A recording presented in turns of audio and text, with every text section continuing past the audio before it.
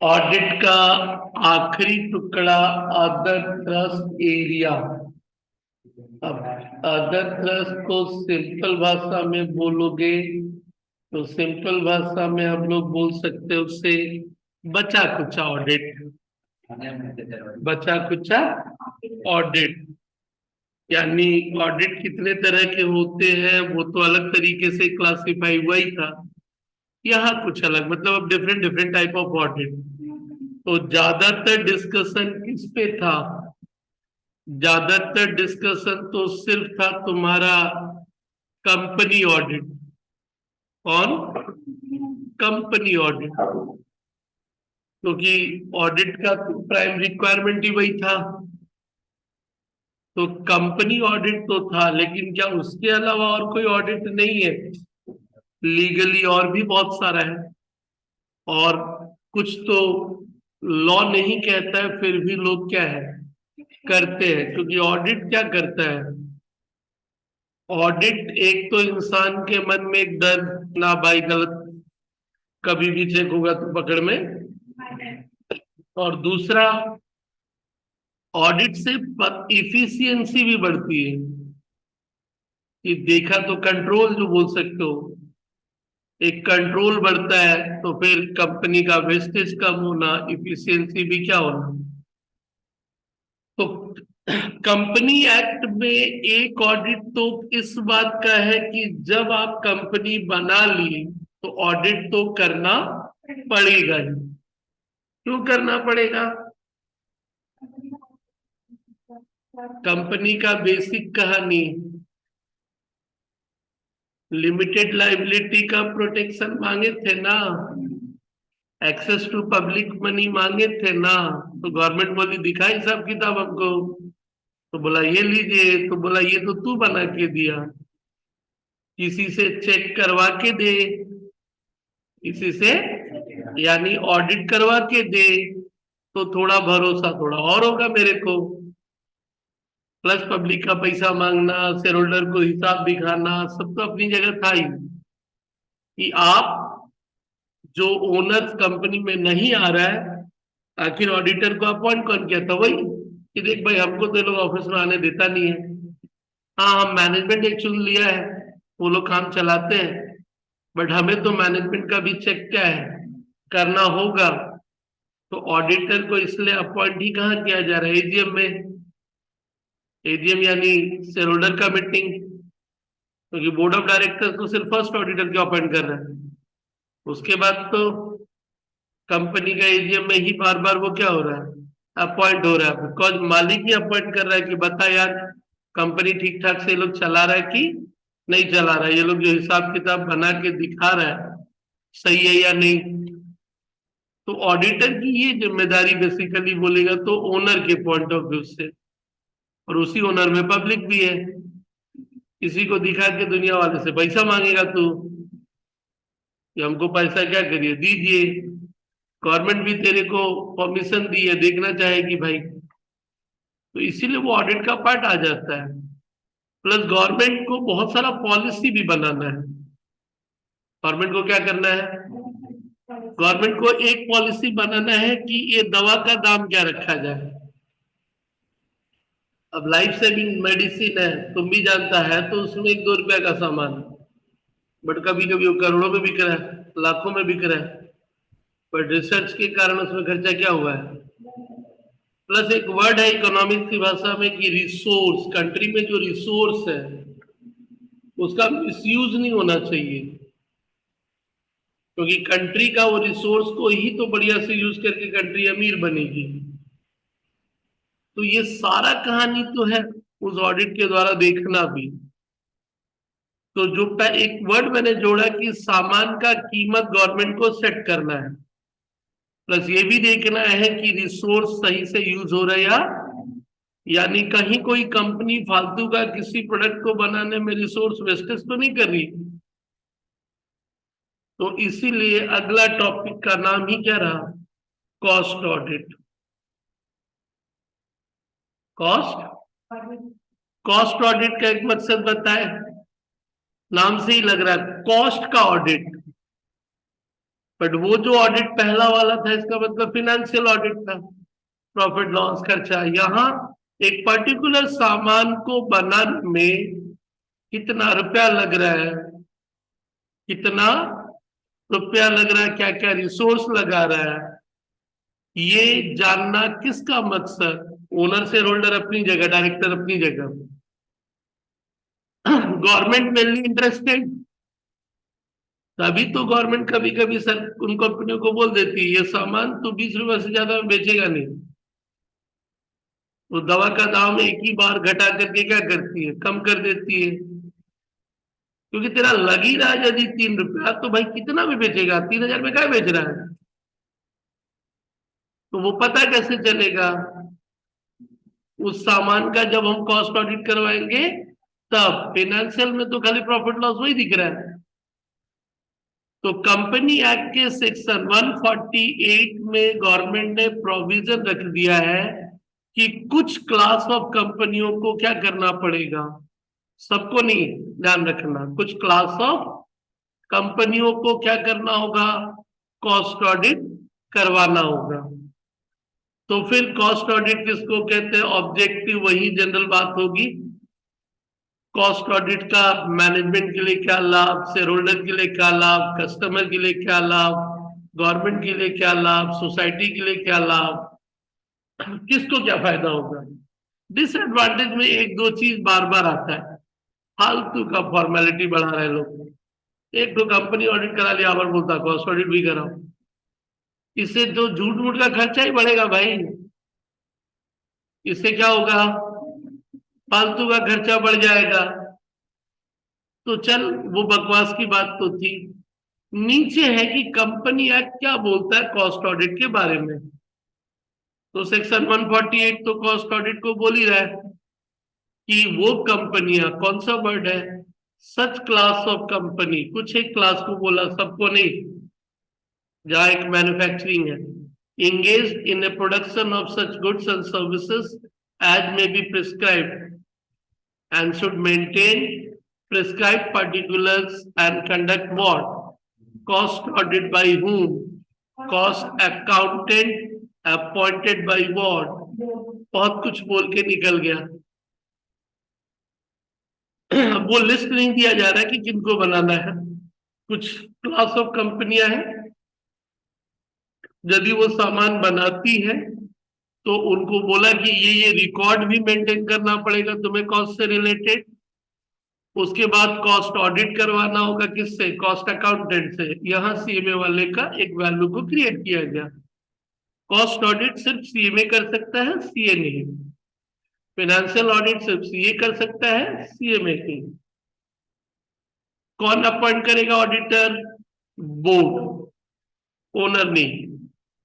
But if there is an audit committee, यदि audit committee है तो बोर्ड ऑडिट कमिटी के रिकमेंडेशन पे उसे क्या करेगा? अपॉइंट करेगा।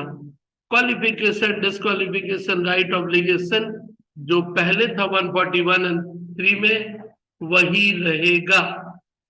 अब नीचे आ, प्रिस्क्राइब पर्टिकुलर्स, क्या क्या मेंटेन करना जरूरी है। मटेरियल क्या क्या यूज करते हो बनाने में, लेबर क्या लगता है, और बाकी कॉस्ट। ठीक है। Already cost record in audit rule है। रूल 3 क्या बोलता है? 6 तो रेगुलेटेड सेक्टर है जिनके लिए ये जरूरी है। Telecommunication service, petroleum, fertiliser, electricity का जनरेशन डिस्ट्रीब्यूशन है उसका, drugs and pharmaceuticals and what, sugar industry. Introduce regulated, government इसे थोड़ा सा सही से control. Besides the regulated sector, the ministry has also named a number of non-regulated sector. ये 6 तो बहुत इंपॉर्टेंट है, ये सरकार तो डायरेक्ट कंट्रोल करती है, बिकॉज एक की भी कमी दूसरी सरकार कंट्री को प्रॉब्लम में डाल देगी। लेकिन बाकी नॉन रेगुलेटेड सेक्टर में भी क्या बोला? अब रेगुलेटरी वाला में क्या बोला? सेल यदि 35 करोड़ या उससे ज्यादा है तो ही कॉस्ट रिकॉर्ड मेंटेन करना है, और नॉन रेगुलेटेड में भी 35 ही है। लेकिन कॉस्ट रिकॉर्ड मेंटेन करना और ऑडिट करवाना तो डिफरेंट बात हो गई। तो रिकॉर्ड तो 35 करोड़ या उससे ऊपर हुआ तो तुमको क्या करना होगा। लेकिन ऑडिट कब बोला, रेगुलेटेड में 50 करोड़ या उससे ज्यादा रहा तो ठीक है, सब प्रोडक्ट मिला के। और वो प्रोडक्ट भी बोला है कि इसके किसके लिए तुम्हारा कॉस्ट रिकॉर्ड और ऑडिट जरूरी है। और कभी एक सिंगल प्रोडक्ट है और उस सिंगल प्रोडक्ट से यदि तुम्हारा सेल 25 करोड़ या उससे ज्यादा आता है, तो अब मान ले कि एक कंपनी पेन भी बना रही है, पेंसिल भी बना रही है, तो पेन पेंसिल इरेजर सब मिला के 50 करोड़ हो गया तो। और सिर्फ यदि मान ले कि सब मिला के 50 नहीं हो गया, 40 ही हुआ, बट पेन बेच के 30 करोड़ हो गया, तब तो उसको ऑडिट क्या है, कराना पड़ेगा। नॉन रेगुलेटरी में 50 बढ़ के हो गया कितना, 100, और 25 बढ़ के हो गया कितना, 35। ये लॉ रूल्स की बातें आ गई। एरोनॉटिक्स हवाई जहाज, क्या चीज,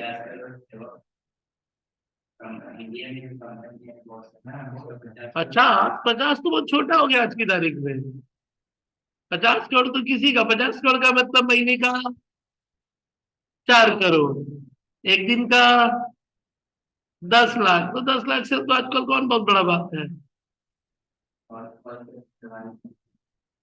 रूल 5 क्या बोला, cost records shall be maintained on a regular basis in such a manner to facilitate the calculation of per unit of cost of production, sales margin per unit का on a monthly, quarterly, half yearly and what yearly। 4 बार उसको देखना, monthly भी बनाना है, तीनों मिला के quarterly भी बनाना है, 6 महीने का भी बनाना है, साल का भी। गवर्नमेंट को रिकॉर्ड चाहिए। Cost auditor board of directors appoint किया तो उसी को रिपोर्ट देगा, और 30 दिन के cost auditor report to board of director within 30 days of the cost of receipt of cost the company shall furnish the what, full stop देगा या कॉमा एक तो। The cost auditor submit a report to directors, ठीक है।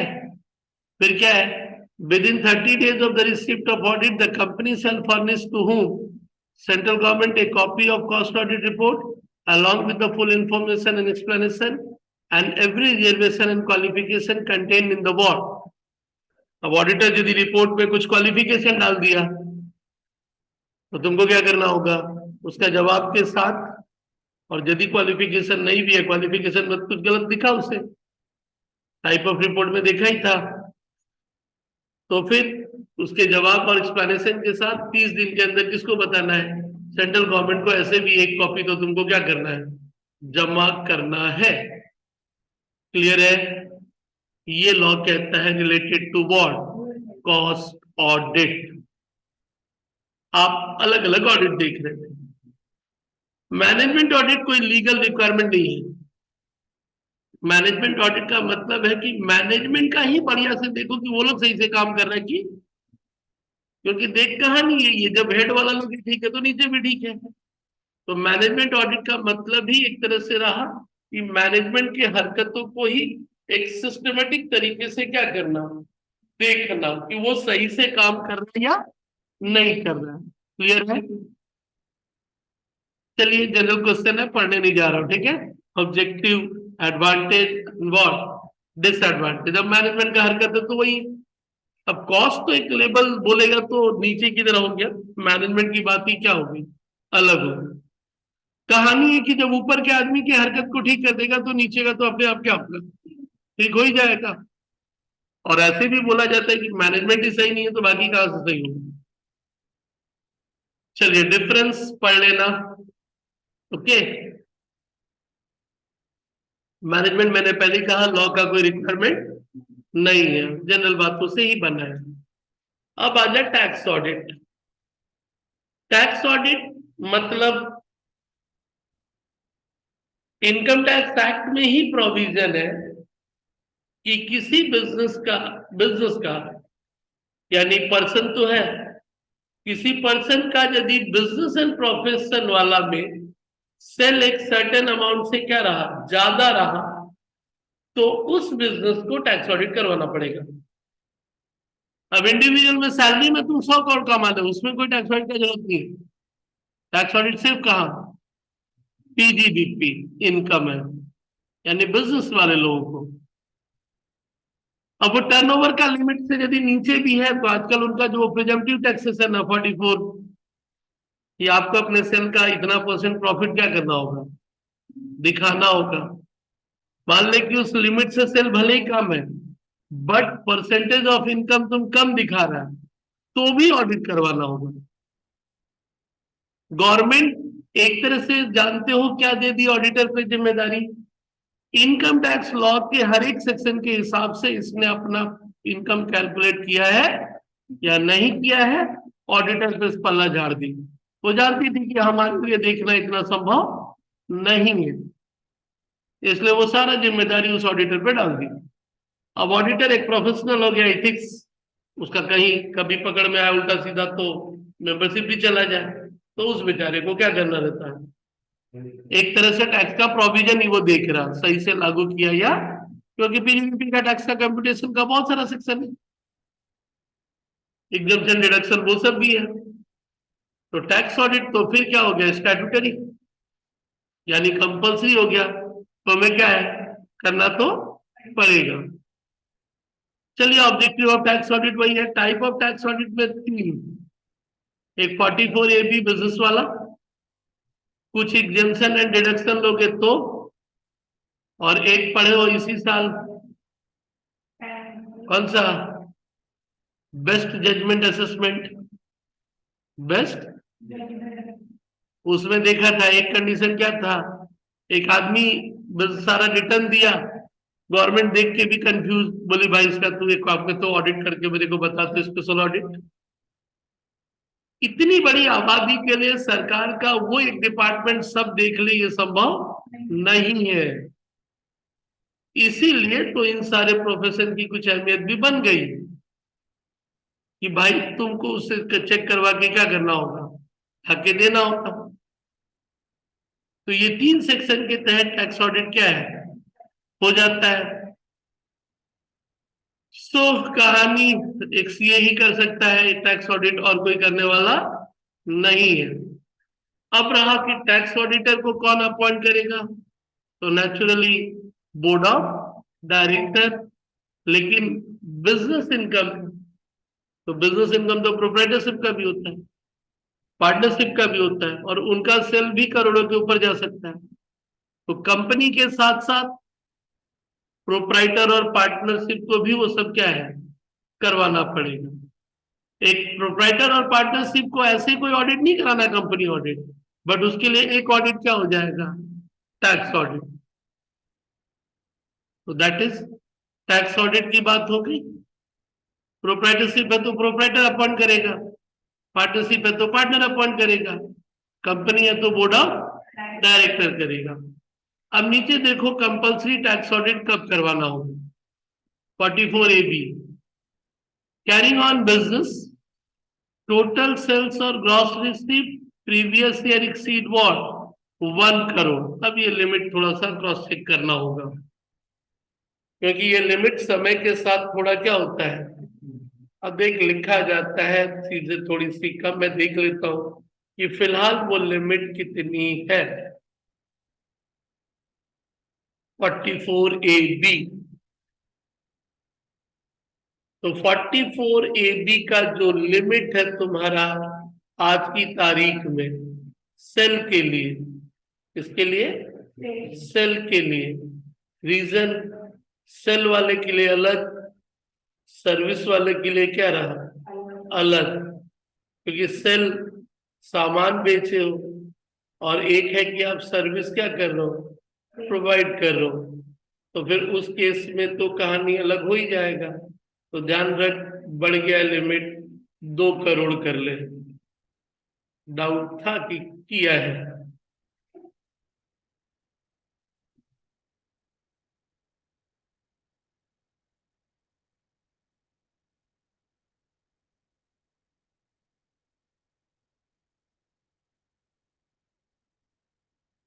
ठीक है, कितना? 2 करोड़ आज की तारीख में। ये भी तो 2018 से बड़ा, अभी पता नहीं। चलिए, सेल 2 करोड़ से ज्यादा, यानी बड़े बिजनेसमैन को ही पकड़ा, छोटे बिजनेसमैन को नहीं पकड़ा। और प्रोफेशन में हो तो लिमिट कितना? प्रोफेशन में हो तो वो लिमिट हो जाता है 50 लाख। प्रोफेशन में हो तो वो लिमिट कितना हो गया? 50 लाख। क्लियर है? अब कुछ लोगों के लिए जो नॉर्मल बिजनेस है प्रोफेशन में, यदि वो अपने बिजनेस का इनकम इससे कम है, 2 करोड़ होने पे तो कराना ही है, फिर तो बात ही छोड़ दो। 2 करोड़ के ऊपर गया तो तुम्हारा इनकम 1 ही करोड़ है, तो लॉ कहता है कि तुमको अपने प्रॉफिट का कुछ परसेंटेज यानी 8% इनकम डिस्क्लोज करना था। यदि कैश वैश में काम किए हो, चेक पे करोगे तो 6%। तो 1 करोड़ का यदि कैश में सारा काम किया तो कितना? 8 करोड़। सॉरी, 1 करोड़ का 8% कितना? 8 लाख। तो तुम्हारा पीजीपीपी इनकम 8 लाख मान लिया जाएगा। एक्चुअल क्या आया नहीं आया डिपार्टमेंट बोलती है जानने का जरूरत। बोला कि 8 लाख दिखा दे, हम तेरे को हिसाब किताब देखने वाला, लेकिन 2 करोड़ तक है तो ऊपर रहा तब तो ऑडिट करवाना पड़ेगा ही। अब 8 लाख के हिसाब से दे दो, लेकिन तुम बोलता हमारा इनकम ही 3 लाख हुआ, तो कैसे 8 लाख बताते? फालतू का आप टैक्स मांग रहे हो। तो बोला ठीक है, तेरा इनकम हम 3 लाख मान लेंगे, लेकिन तेरे को ऑडिट करके क्या करना होगा? ऑडिट करवाना पड़ेगा। अब फिर वो बोलता ऑडिटर 30,000 लेगा, इससे बढ़िया टैक्स ही दे दो 20,000। यदि मान ले कि डिडक्शन डिडक्शन लेके आता है कितना, बोलता एक काम करो 8% तो जरा हिसाब किताब से तो मुक्ति रहेगा, क्योंकि ऑडिटर भी तो अपना फीस क्या करेगा, फिर चार्ज कर लेगा। तो टैक्स ऑडिट एक सर्टेन, तो पॉइंट नंबर सी वही है कि यदि उससे तुम्हारा क्या रहा, ड्यू डेट पड़ा था 30 सितंबर तक, क्या करना होगा? जमा करना पड़ेगा। क्लियर है? रिटर्न जमा करने का लास्ट डेट कब था ऑडिटेड वाला में? 30 सितंबर। यदि 30 सितंबर तक नहीं किया या ऑडिट नहीं करवाया ड्यू डेट तक, बहुत डेंजरस फाइन है। कितना? 0.5% ऑफ सेल्स और 1.5 lakh, which ever is lower.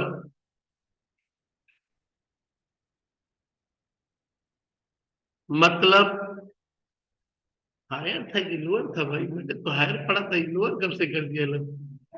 Penalty, चल जो भी हो। हाँ हाँ, चल। चल ठीक है, अब हो सके 1.5 लाख से ज्यादा फाइन नहीं लेता, लेना चाहती होगी। 1.5 लाख से ज्यादा फाइन।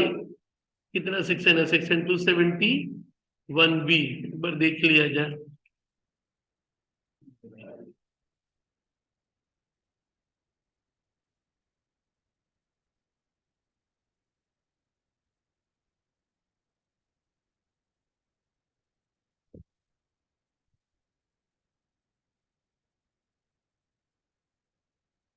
अब आदम के जमाने में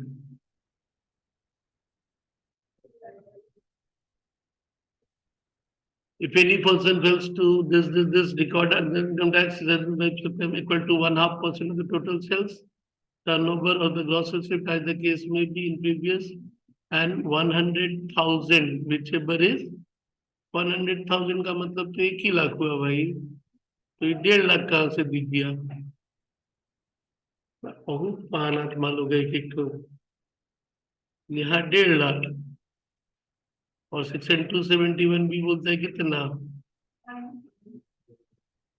भाई इनकम टैक्स एक्ट ही है। चलो फिर क्वेश्चन मार्क में आ गया।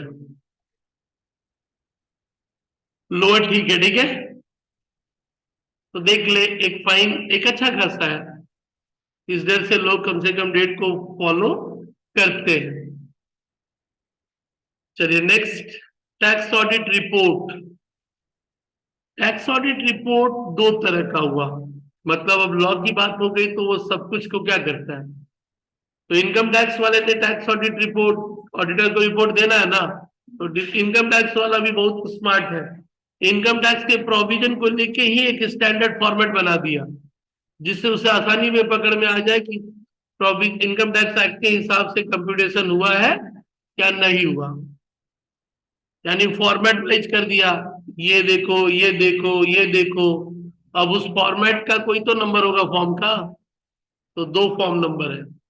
ऐसे तो एक नॉर्मल ऑडिटर लिख के देगा कि ट्रू एंड फेयर ये सब तो है ही है, बट 6G रूल क्या प्रोवाइड करता है, 3CA एंड वॉट 3CB, लेकिन साथ में 3CD तो क्या है, जाएगा ही। नेक्स्ट, 3CA 3CB में दोनों में अंतर क्या है, दोनों में अंतर क्या है। पहला वाला है, in case of a person who carries on business and profession who is required under any other law to give his audited account, मतलब एक कंपनी को तो कंपनी एक्ट में भी ऑडिट करवाना है, कंपनी एक्ट में भी क्या करना है, और टैक्स ऑडिट भी करवाना है, तो उसको बोला तुमको देना होगा 3CA। एक प्रोप्राइटरशिप और पार्टनरशिप को तो कोई टैक्स कंपनी ऑडिट करवाना नहीं है, बट टैक्स ऑडिट तो उसको करवाना पड़ ही सकता है, तो उसके लिए क्या हो गया 3CB, बट 3CD तो दोनों में है। तो कौन सा वर्ड था, required under any other law to get his accounted audit, और दूसरा क्या है, not audited under any other law. तो 3CA और 3CB क्लियर रखो, 3CD तो देना ही है, 3CD तो देना ही है। This is called tax audit. अब जीबी कहां से आ गया भाई, तो CB होगा भाई, साला बहुत महान आत्मा है। तो क्या होगा 3CB। ओके, चलिए अगला ऑडिट क्या है, अब वही जनरल क्वेश्चन मैनेजमेंट की तरह, सिस्टम सही से चल रहा है या नहीं चल रहा, कंपनी या बिजनेस का एक सिस्टम तो होगा। सिस्टम मतलब यहाँ कंप्यूटर नहीं है भाई, सिस्टम मतलब एक काम करने का अंदाज, काम करने का अंदाज, उसको बोल दिया व्हाट। तो फिर वही हो गया इंटरनल कंट्रोल का एक तरह से ऑडिट। तो एक सिस्टम को ठीक कर लेगा तो बाकी तो अपने आप क्या होगा, क्लियर है। फिर वही एडवांटेज डिसएडवांटेज। नेक्स्ट कौन सा, समाज की भलाई कितना हो रही है इससे, वो भी देखना है कि भाई सोसाइटी को इससे कितना बेनिफिट मिल रहा है, that is what social audit. वातावरण को तुम कितना नुकसान पहुंचा रहा है, एनवायरमेंटल ऑडिट। कौन सा ऑडिट, भाई बहुत ऐसी इंडस्ट्री है जिससे वातावरण को नुकसान क्या है, और आजकल तो हालात बुरे हैं, चारों तरफ ही पॉल्यूशन है, सफाई कहाँ भाई साफ सुथरा, सब जगह का हाल क्या है, बेकार, सब जगह का हाल बेकार। ठीक है, तो इन्वायरमेंटल ऑडिट हमने पहले ही कहा गवर्नमेंट को ये सब जानने का है, सोशल ऑडिट, इन्वायरमेंटल ऑडिट। अधिक ऑडिट बोले तो बोर्ड बोर्ड एनुअल रिपोर्ट में देखा ही था, लिखा था इन्वायरमेंट को क्या नुकसान पहुंचा रहे हैं, एक तरह से वो सारा चीज ही तो क्या रहा, एक डिस्कशन के दायरे में आ ही गया। तो एनुअल रिपोर्ट में ऐसे ही वो सब चीज पूछ लिया गया है। ओके, आगे चला, प्रोप्राइटी। प्रोप्राइटी का पहले मतलब क्लियर करना, प्रोप्राइटी का मतलब जस्टनेस, राइटनेस, अप्रोप्रिएटनेस। मतलब तू पढ़ने क्यों आया पहले उसका कारण तो समझ, हम ये 100 रुपया खर्चा क्यों करें, क्या ये अप्रोप्रिएट है, ये जस्टिफाइड है, यानी हर एक हरकत का ही एक तरह से क्या रहा, ये हरकत क्यों हो रही है, ये हरकत क्यों हो रही है, उसी को बोल दिया व्हाट प्रोप्राइटरी ऑडिट मतलब कभी कभी बोल दिया कि देख भाई कोई भी खर्चा यदि कर रहे तो क्यों कर रहे हैं। एडवर्टीजमेंट 10 करोड़, बोला भाई कोई फायदा भी हुआ कि नहीं हुआ। फोन पे वाला का खर्चा इस बार ज्यादा का है भाई, तो वो इंश्योरेंस वाला ऐड किया तो ठीक है, उसका रेवेन्यू भी क्या हुआ, बढ़ गया। इसके पहले वो ऐड नहीं था, 40% उनका खर्च बढ़ा। आज से बिग स्टेट वाला एक नया ऐड दिखाना चालू कर दिया डिज्नी हॉटस्टार में। अजीब अजीब लिंक है। अब वो लड़की 16 साल का, मैं 16 साल की पार्टी नहीं करूंगी, वो ऐड है। उस ऐड में फिर वो बिग बास्केट वाला ऐड दिखाया है। प्रोप्राइटरी कि खर्चा जो हो रहा है उसका कोई फायदा होगा या नहीं होगा। एंड फाइनली फिर वैसे ही ज्ञान, इफिशियंसी, कंपनी कितना इफिशियंटली काम कर रही है।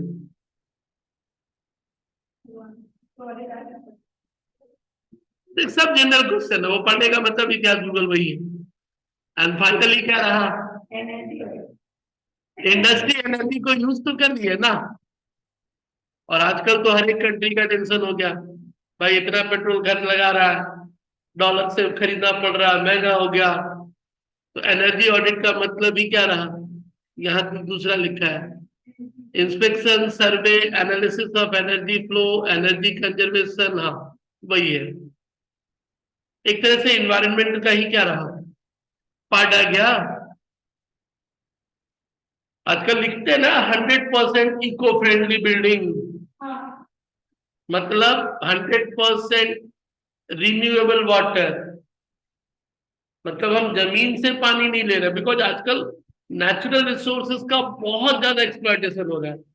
और इसका खामियाजा हम छोड़ दो, आपको में भी भुगतना पड़ेगा या आपके बाद वाले जनरेशन को भुगतना होगा, वो तो भुगतना है। हमें आराम से पानी मिल पा रही है, सब कुछ है, ये है वो है, बट आप भी जान लो कि बाद के फ्यूचर जनरेशन को वो प्रॉब्लम क्या है, होने वाला है। ऑलरेडी बहुत जगह होना चालू हो गया है। तो एनर्जी उसी सेंस में बोल सकते हो, पेट्रोलियम डीजल, इसलिए सरकार तो रिन्यूएबल एनर्जी पे ज्यादा जोर दे रही है, इलेक्ट्रिसिटी, क्योंकि उसे लगता है कि ये थोड़ा सा ज्यादा सही रहेगा। बट फिर वो भी बात आती है, इलेक्ट्रिसिटी कोल से बना है तो कोल तो निकाला ही भाई। वाटर हाइडल प्लांट जो बड़े बड़े डैम बना रही है, तो उसको लगता है कि चलो वहां एनवायरमेंट को उतना नुकसान नहीं पहुंच रहा है, उसको सबसे सस्ता दिखता है न्यूक्लियर प्लांट, बिजली न्यूक्लियर यानी उससे बना दे यूरेनियम से, बट वो थोड़ा सा रिस्की होता है, उसे बहुत सही से कंट्रोल करके उसका प्लांट रखना पड़ेगा, नहीं तो उसका डिजास्टर में प्रॉब्लम आता है। सोलर पे भी बहुत ध्यान दे रहे हैं, बट सोलर का कुछ लिमिटेशन भी है, सोलर का कुछ लिमिटेशन भी है। तो एनर्जी के ऊपर सभी लोग का चिंता है, सबको उसका ध्यान क्या है, रखना पड़ रहा है। टाइप ऑफ एनर्जी ऑडिट में benchmarking, walk through, general audit, investment audit, ले दे के कहानी यही है। अदर ट्रस्ट एरिया,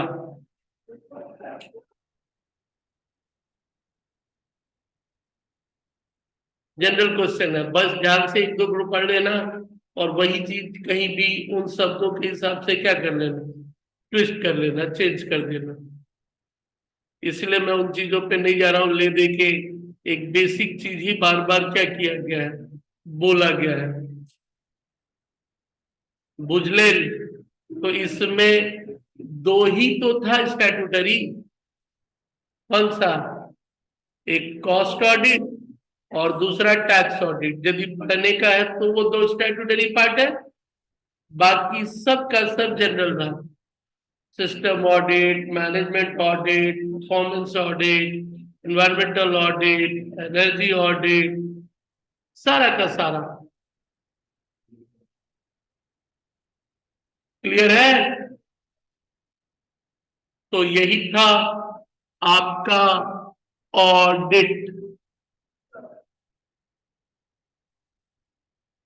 लिखने की आदत यदि हैबिट है तो नो डाउट आप बढ़िया बना सकते हो, याद करके तो फिर ये इरिटेट कर देगा।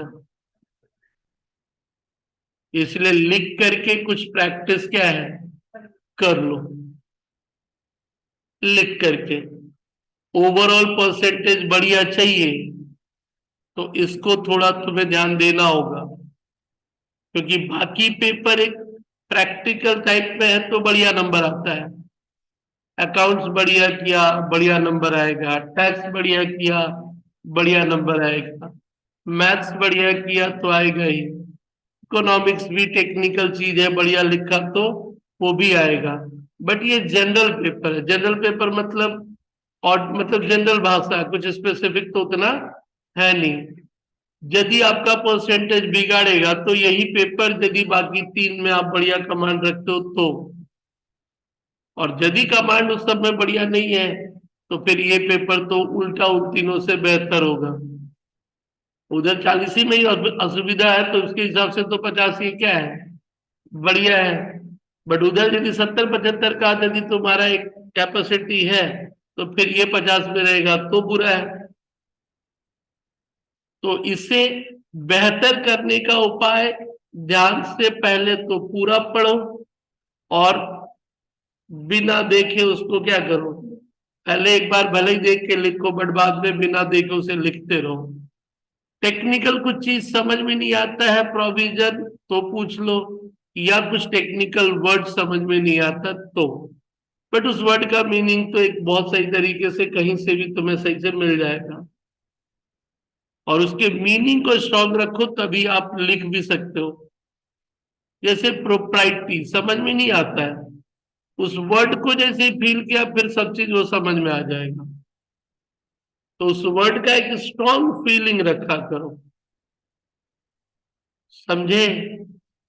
तो पेपर बेसिकली बोलोगे तो पूरा का पूरा पेपर आपने हल्का देख ही लिया, तो पूरा पेपर है ही क्या, कुछ यही। इंट्रोडक्शन से 10, auditing procedure technique 15, company audit 15, ये दो 15-15 30, audit risk and internal control 10, vouching verification valuation 10, audit report and certificate 10 और अदर 10। 7 पेपर है, 10 करके 70, बट 2 ठो में 5-5 ज्यादा। पेपर में क्वेश्चन 5 नंबर का, 10 का और वॉट 15 का आएगा। 5 का क्वेश्चन जो होगा वो मिनिमम होगा कितना, 5 का क्वेश्चन मिनिमम मान लो, ऑनर्स की बात कर ही ली जाए तो 5 मार्क्स का 3 क्वेश्चन होगा, 2 में इधर और मिलेगा, 2 में इधर और मिलेगा। ग्रुप बी में 10 मार्क्स का 5 क्वेश्चन, 3 में इधर और मिलेगा, 3 में, और 15 मार्क्स का एक क्वेश्चन, उसमें इधर और मिलेगा ही।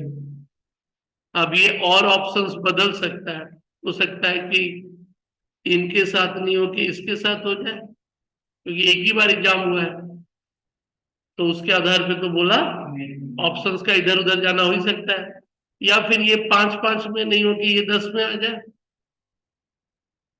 बट ले देखे 5 मार्क्स का कितना क्वेश्चन, 3, 10 मार्क्स का कितना क्वेश्चन, 5, और 15 मार्क्स का कितना क्वेश्चन, तो सब ले दे के कहानी तुम्हारा यही रहेगा। क्लियर? तो बड़ा क्वेश्चन होने पे थोड़ा लिखने में प्रॉब्लम तो होता है। जैसे कि एक ही तो एग्जाम आपका हुआ है अभी तक, ऑनर्स जनरल। अब क्या है, distinguish between error and fraud and principles governing audit, 5 पहला चैप्टर में, importance of auditor independence, balance sheet and how it is, and what is technical procedure in audit। 10 marks में फिर एबीसी और में एक बड़ा, हॉस्पिटल या एविडेंस को लेके अच्छी तरह आता है तो एविडेंस ज्यादा बढ़िया, बिकॉज जनरल क्वेश्चन में उतना बढ़िया नंबर नहीं भी मिले।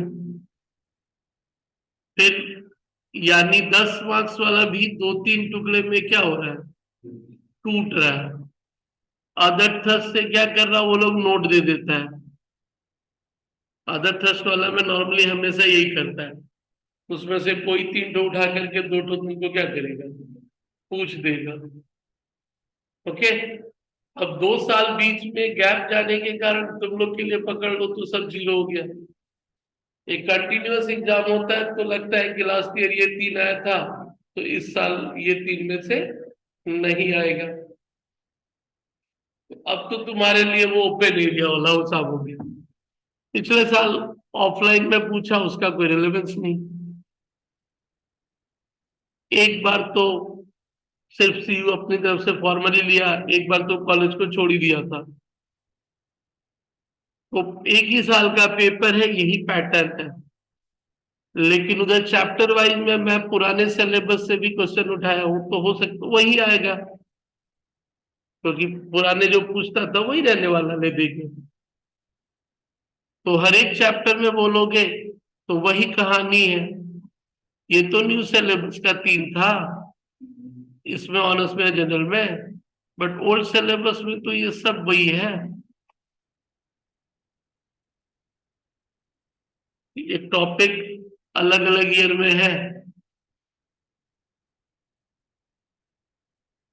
समझ में आया?